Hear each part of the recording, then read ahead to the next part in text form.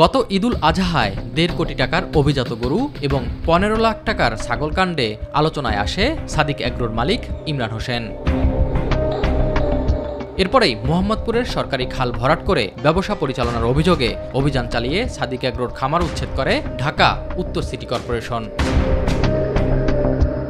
দীর্ঘ সময় পর আবারও আলোচনায় প্রতিষ্ঠানটির কর্ণধার ইমরান হোসেন। ১৩৩ কোটি টাকার মানি লন্ডারিংয়ের মামলায় সিআইডির জালে ধরা পড়েছেন তিনি। অবৈধভাবে চোরাচালানির মাধ্যমে গরু আমদানি এবং বিভিন্ন জালিয়াতি এবং প্রতারণার অভিযোগে তাকে গ্রেপ্তার করা হয়েছে এবং তার বিরুদ্ধে মানি লন্ডারিং আইনে মামলা রুজু করা হয়েছে। সিআইডি জানায়, তার বিরুদ্ধে গবাদি পশু চোরাচালান, উচ্চমূল্যে বিক্রি, অবৈধ জাতের গরু আমদানি করে বিদেশে অর্থ পাচারের অভিযোগের প্রমাণ মিলেছে। এবং উখিয়া অঞ্চল দিয়ে উনি মিয়ানমার থেকে এবং বার্মা, নেপাল থেকে, ভুটান থেকে বিভিন্ন জাতের গরু উনি আমদানি করেছেন।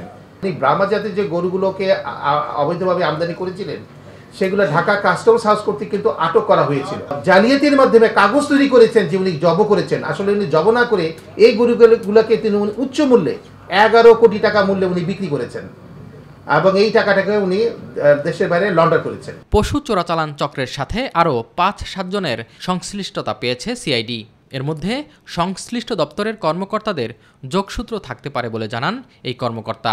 আরও ৫-৭ জনের সংশ্লিষ্টতা আমরা প্রাথমিক অবস্থায় পেয়েছি, কিন্তু যেহেতু আমি আগে আপনাদেরকে বললাম যে একজনকে আইনের আওতায় আনতে গেলে তার বিরুদ্ধে সুনির্দিষ্ট অভিযোগের প্রমাণ দরকার।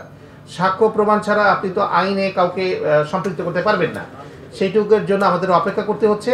এদিকে মানি লন্ডারিং মামলায় গ্রেফতার ইমরান হোসেনকে আদালতে তোলা হলে তাকে জেল হাজতে পাঠানোর নির্দেশ দেন আদালত। এস এম আরিফ, মাই টিভি, ঢাকা।